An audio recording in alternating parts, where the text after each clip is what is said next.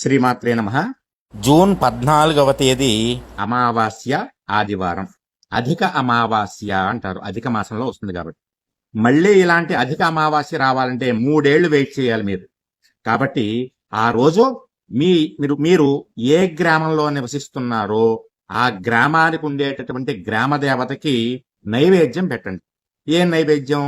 పంచభక్ష పరమాన్నాల నైవేద్యం, లేదా పులిహార నైవేద్యం, లేదా పొంగలి, లేదా పాయసం, లేదా బెల్లం ముక్క, లేదా కొబ్బరికాయ, ఏదో ఒకటి చక్కగా నైవేద్యం పెట్టండి. గ్రామ దేవతల అనుగ్రహం వల్ల ఇంటికి ఉన్నటువంటి పీడలు, మీకున్నటువంటి పీడలు, మీ ఇంట్లో వాళ్ళకున్నటువంటి పీడలు అన్నీ తొలగిపోతాయి. అలాగే ఆ రోజు పితృదేవతలని తలుచుకుని వాళ్ళ పేరు మీద స్వయం పాక దానము చేయడం వల్ల పితృదేవత అనుగ్రహం కలుగుతుంది. గుర్తుంచుకోండి, మళ్ళీ అధిక అమావాస్య రావాలంటే 3 ఏళ్లు వెయిట్ చేయాలి మీరు. జయం శ్రీమాత్రే నమః.